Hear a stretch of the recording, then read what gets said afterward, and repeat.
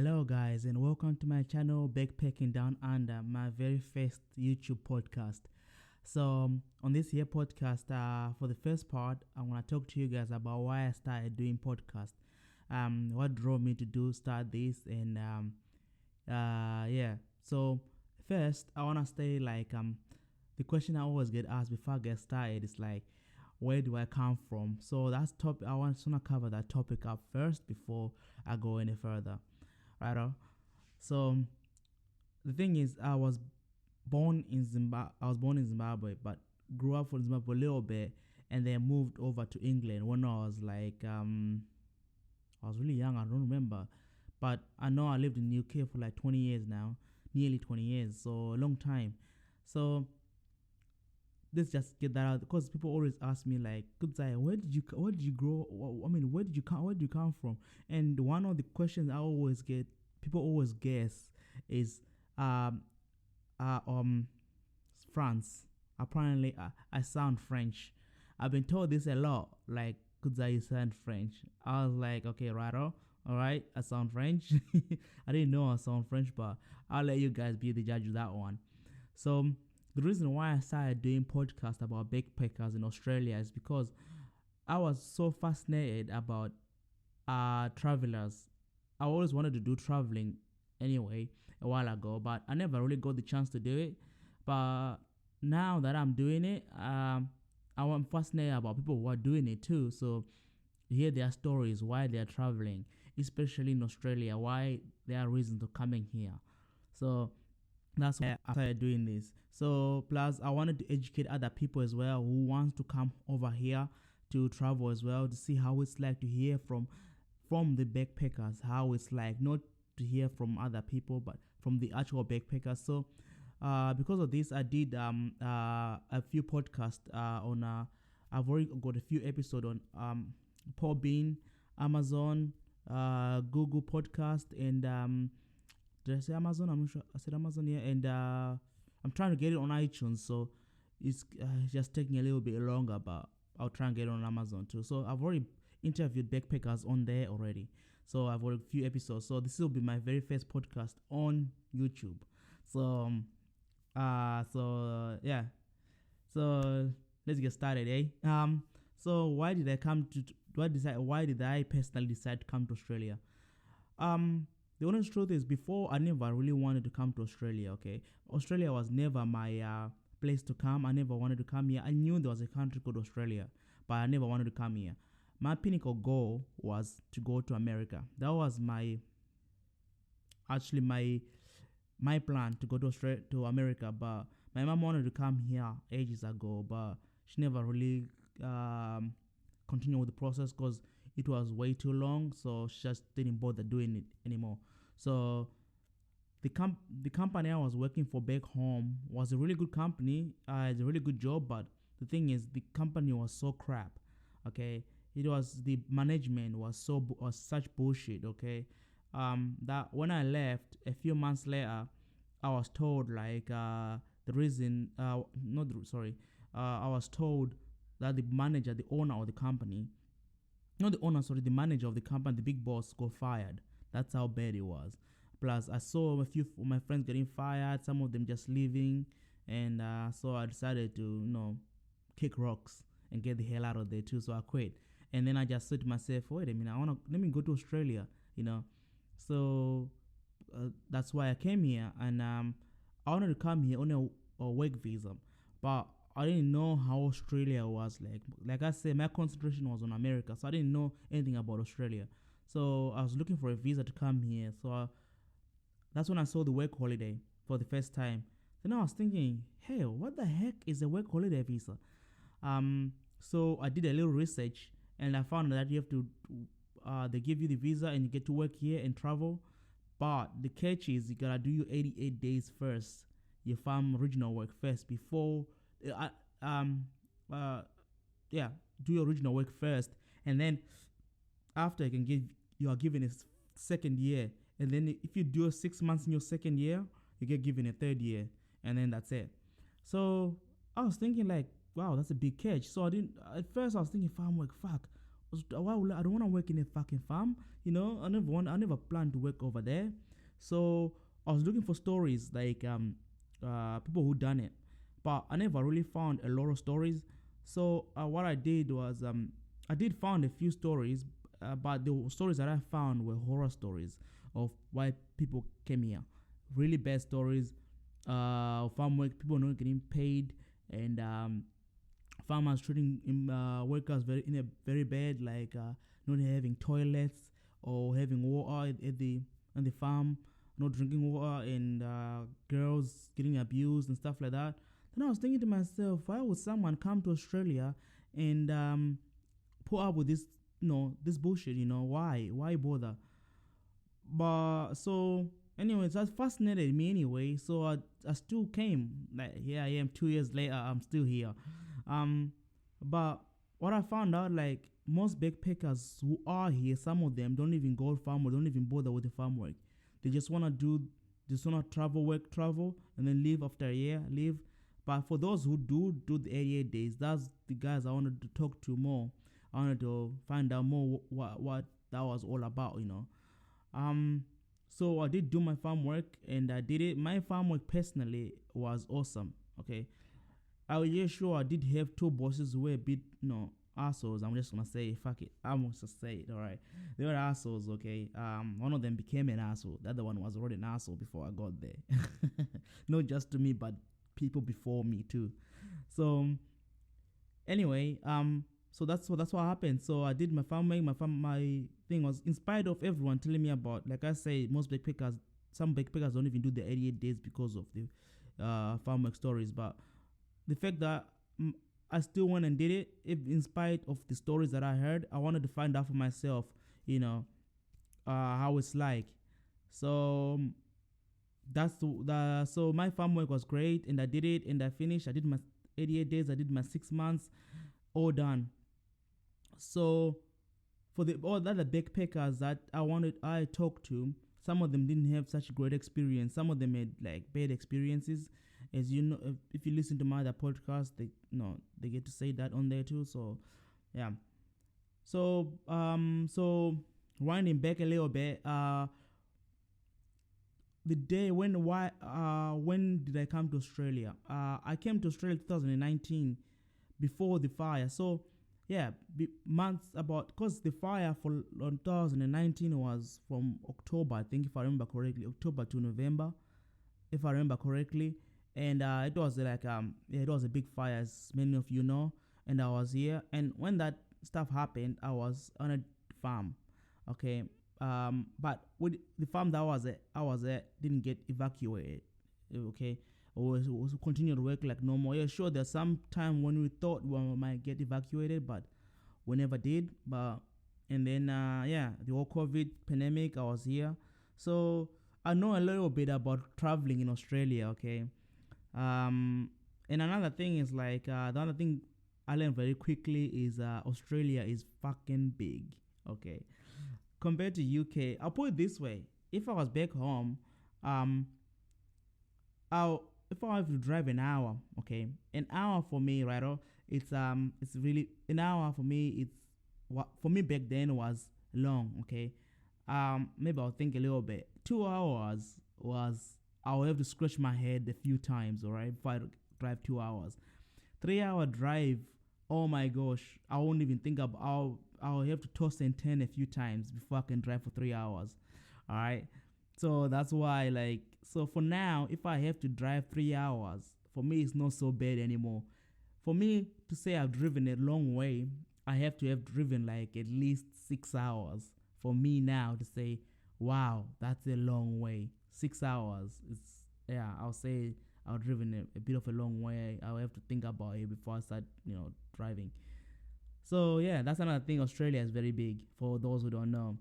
And the other thing is like for those who don't know as well, like another thing actually, the most question I always get asked about Australia is like English, okay? Cause like there are people who don't come here because they don't know how to speak English. Well, the thing is, right? Most people here, they are from France, They are in South America. And I can tell you now, most people from France, I think they can back me up on this one, but most of them, they don't know how to speak English properly. They struggle with their English. So you can't be scared to do something because, because of English. Because there's most people who can't speak English. I mean, fuck it. Australians sometimes don't even know how to fucking speak English, all right? They speak it, but the way they speak it, you have to listen, especially guys who are out in the outbacks. Their English is so crooked. That's the best way I can put it. It's so hard and crooked that if you don't listen properly, you don't understand a single word they're saying. And that's me leveling with you. That's the honest truth. I spoke to one guy from the outback of Australia, and his English was so hard to listen to. I mean, I had to listen so careful, like put my ear right next to his mouth, literally, to be able to listen to him. And I remember I was actually my friend Callum. I met him in South Australia, and we were working. And so one time, right, we're doing the register to see who's here and who's not, right? So we're doing this, and the guy called out his name. Instead of saying Callum, he's called him Cam. Oh my god, that got a lot of laughs. That story is on my last podcast, Callum and Kami. That one is on Spotify, on Google and Amazon if you wanna check it out. We talked about that too, so that was funny. So for a little while I called him Cam, but that was only for a little bit, not for long. But yeah, so my story, I'll start. This podcast is gonna be a little bit of a long one, so I'm gonna cut it into bits and pieces. I'll tell you guys about my job, what my very first job here in Australia, and my other jobs that I did after that. All right. So my first job in Australia was what about the solar panels? Okay. I wasn't selling the solar panels, but I was trying to get people I was trying to get an appointment so that someone who knows how to sell solar panels, who knows more about it, can come and sell it to them. So that was my job, just trying to get appointment. And when I first started this job, I was a flat broke. Okay, I'm not gonna lie to you. I was completely, ends were not meeting. Okay, ends were so far apart that you couldn't even see them. Because when I came here, I came with like 4,500 pounds, yeah, and that went up to 8,000. So in my mind, I was thinking like 8,000, like my money just doubled up. But what I didn't take into consideration is, just because the money went up doesn't mean like things are less expensive. Things are just as expensive. So I ended up using up a lot of money, and I was traveling with my friend, and I had known this girl for like how long? About 13 years now, and I've known her, and we traveled together for a little bit. So we started in Perth together, and then we drove down to Melbourne together, and she wound up going her own way, and I wound up going my own way. But at this point, when we separated, I was broke. Fuck. I was so broken, like I can't even explain it. I had no money. In my Australian account, I had zero. In my British account, I think I had $150. I think. So that's nothing. And so when I got this job, I was at my wit's end. All right. So when I got this job, I was excited, but I wasn't happy because that's not the type of job I wanted to do. Because I had exhausted everything, single thing you can think of, like barista job, cleaner, car wash. All these type of jobs that you can backpackers look for in Melbourne or in big cities. That's the type of jobs I was looking for, because that's what I was told, that most backpackers look for these type of jobs. So I thought, okay, well, I'm fucked, right? Because the thing is, most backpackers in Melbourne, or in big cities like Sydney or Perth, whatever, these type of jobs, they have experience with them from back home, from their own countries. They've got so much experience in this type of jobs that and I didn't have any.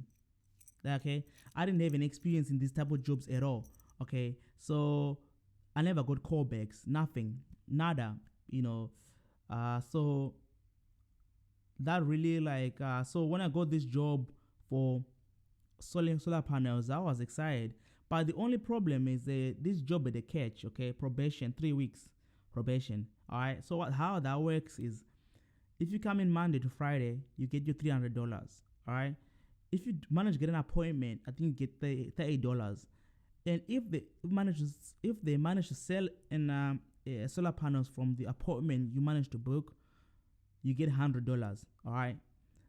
But the other thing is Monday to Friday. So if you come in Monday and you miss a Friday, for example, that whole week, mate, you don't get paid. So that whole week you come in for free, they don't get you $300 and you don't get paid for 3 weeks. So if you come in a Monday and then if you miss a Monday and then you come the rest of the week, you don't get paid unless you sell something. You manage to get an appointment at least. So I know. And that they say and that about a bitch, huh? So so I only did this job for 3 days. Okay. My third day, I remember I called my dad. I was like, Dad, look, I hate this job. Okay. Cause it's annoying, and one lady actually before I had called Dad, I had knocked on this door. And I said, hello, my name is Kudzai. Don't worry, I'm not trying to sell you anything. Blah, blah, blah, blah, blah. I was stuttering most of the way.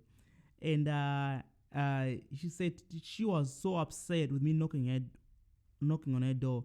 Then she said to me later on, like, look, I'm not as upset with you.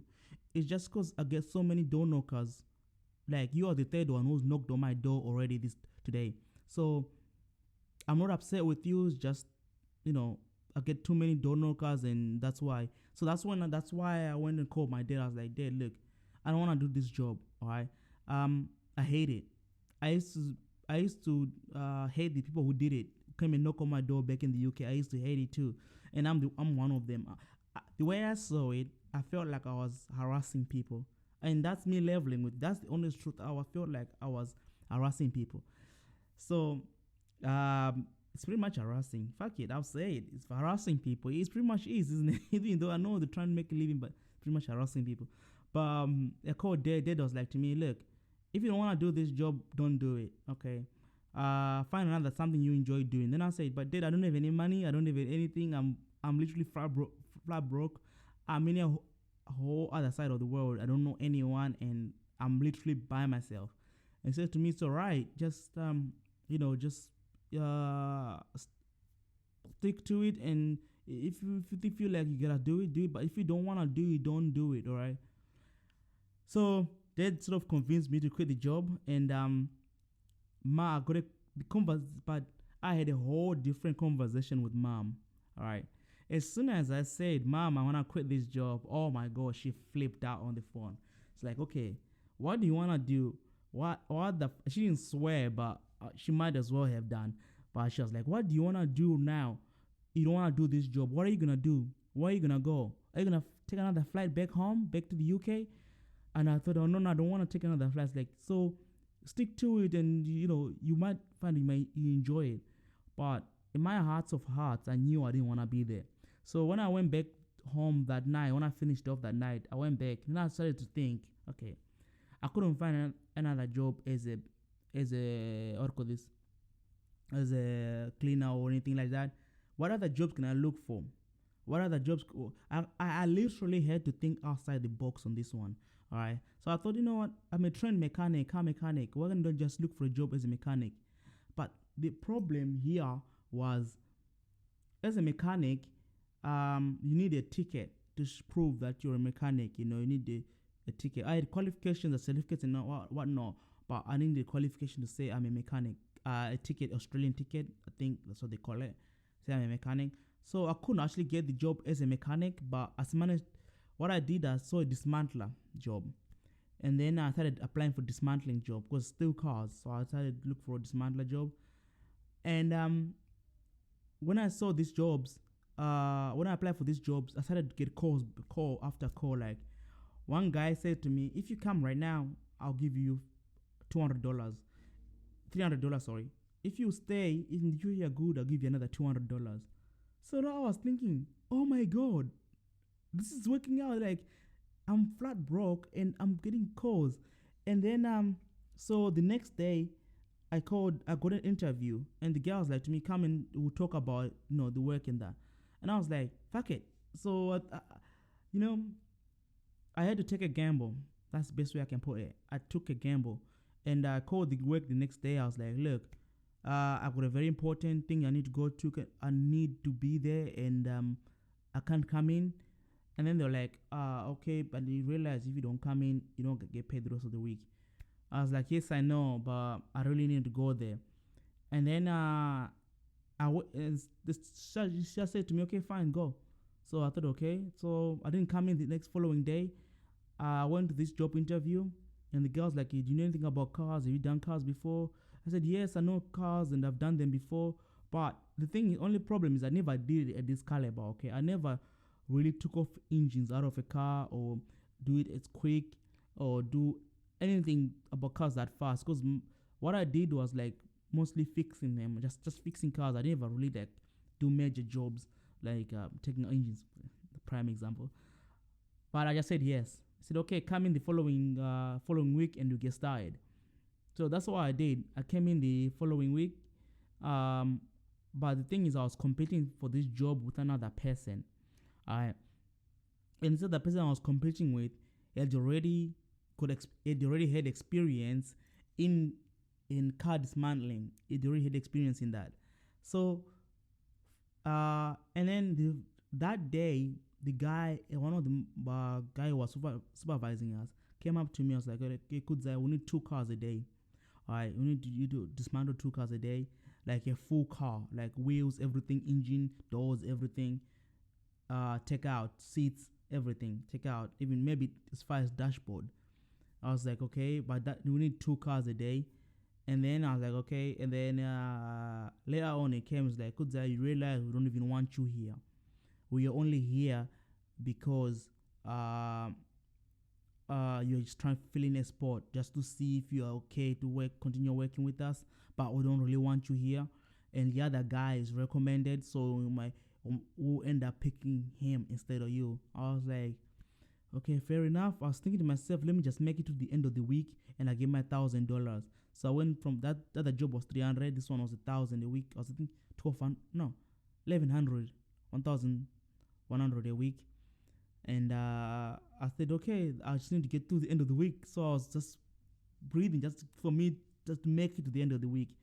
And it took me a day and a half to do 1 car.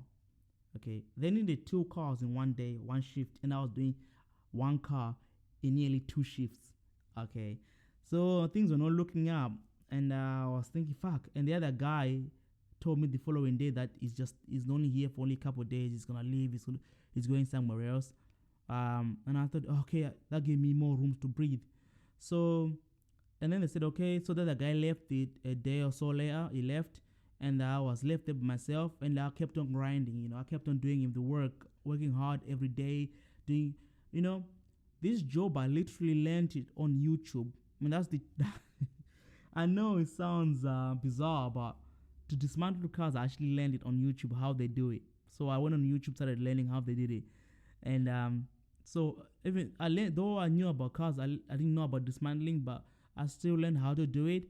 And learning on YouTube and doing it is two different things. Okay, you can know how to do it, but once the car is in front of you, cars are all different. That's the thing. So you have to find your own rhythm on how you do it.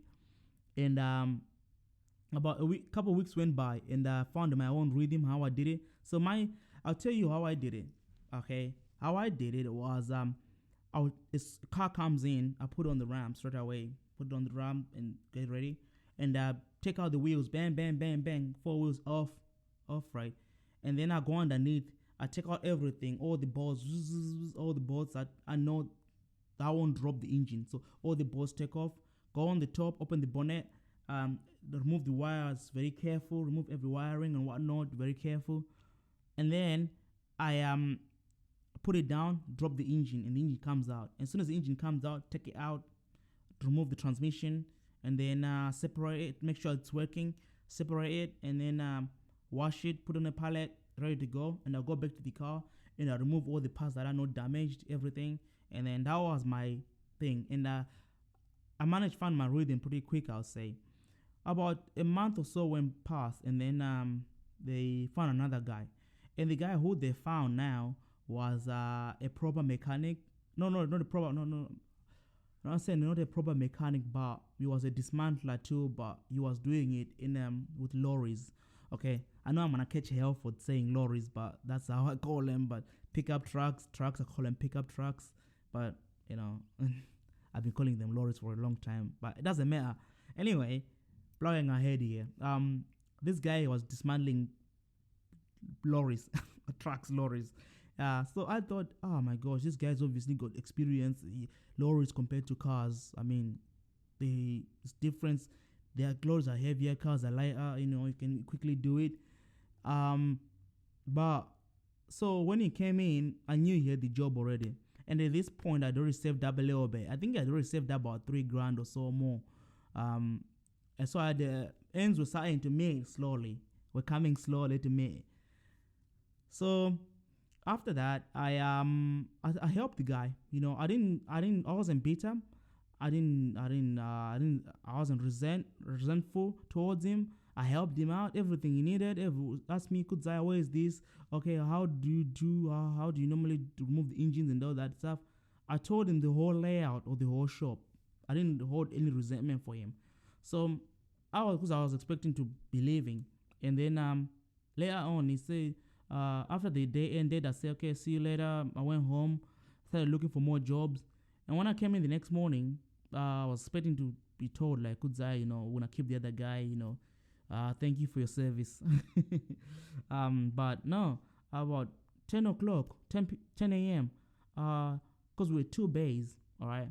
I was working on another bay, he was working on another bay, and he had this car on there. And I was thinking, this guy is already late. This is the second day on the job, he's already late. What the fuck is going on here? Anyway, I went to the manager. I finished off my car, went to the manager. I was like, look, the guy is still not here. What should I do about it? I need to bring another car. Then he was like to me, oh, we need to finish the other car first. Then the other guy started. I was like, but why? It's like, no, he's not coming back anymore. We got rid of him. I was like, what? It's like, yeah, they got rid of him.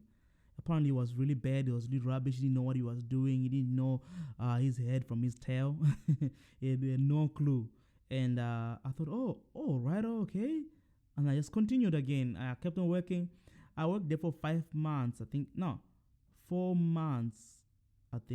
4 months. Like 4.5 months later, they hired another guy again. So at this time, I was starting to get really fast. I had my way of doing cars, and it was working out for me. And I was so fast. I was doing it so quick. And so the other guy came in, and he brought all his tools. You know, he had like a big drawer on top of a drawer, on top of another a big chest of drawers, and another small one, and he had all these electric drill and whatnot. He had everything. Basically, he had so much equipment that he would cut everything that I did in half. Literally, maybe in 3/4. It was because these tools were so much, he could do the jobs a lot quicker than I could. And I thought, you know what, this is it. He's gonna. I'm done. This is it for me. You know, I had a good run, but I went to the boss. Like I told him, I said to him, look, okay, do I need to start looking for another job now? And he said, why? And I said, well, you said to me, you can only have one dismantler here, and there's 2 of us, and you told me that if you hire someone else, gonna let me go.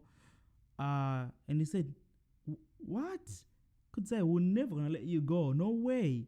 And I said, really? He said, no. He said, no, he said to me, no way are we going to let you go now because you're really quick. Apparently, that's when he told me.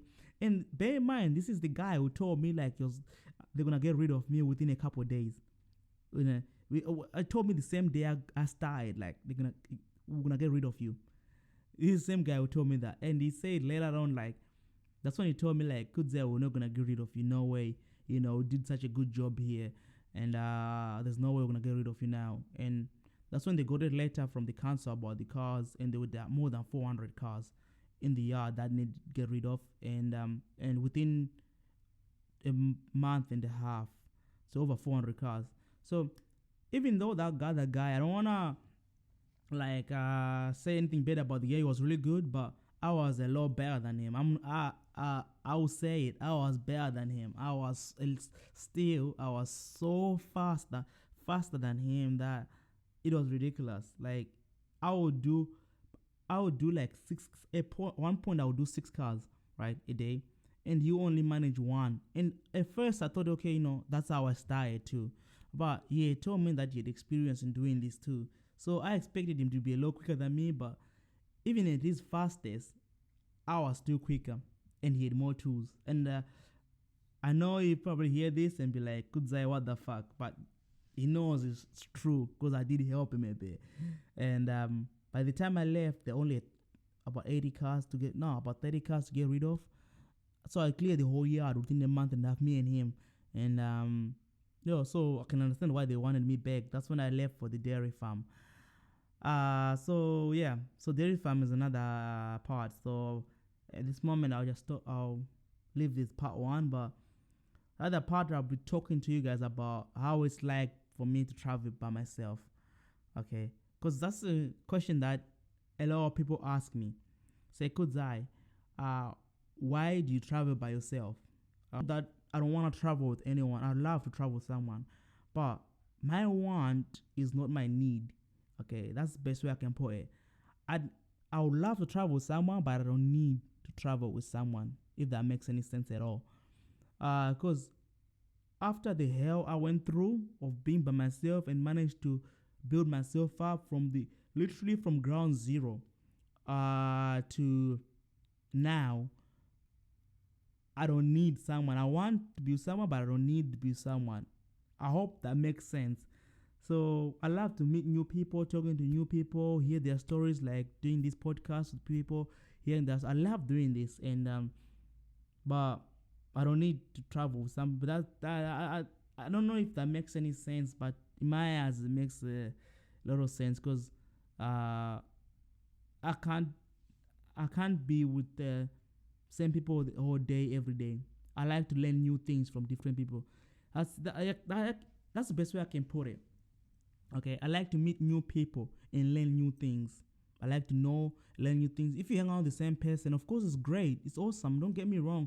I did travel with someone for a little while, but when you're with someone for the longest, the process becomes repeat all the time. So you get used to the person, and sometimes if the person is not interesting, it gets boring after a while, and you just wanna move on. I like to new experience, new change. Like right now, I'm still learning I'm learning to fly helicopters. I wanna fly helicopters, and I wanna learn how to do that. So I have done a few lessons doing that too, and do my car mechanic, do my podcast. So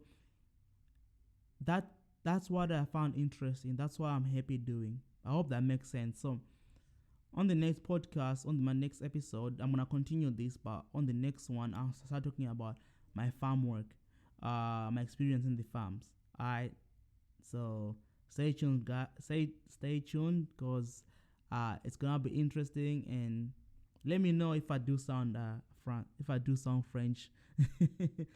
I can't even speak. Fuck, I can't even speak French. All I can say is oui and pétard. That's the only thing they say a lot. That's what I know they say a lot. So I can say oui, and pétard, and yeah. But I'm learning to speak Spanish, but I'll tell you that on the next one. So catch you guys later.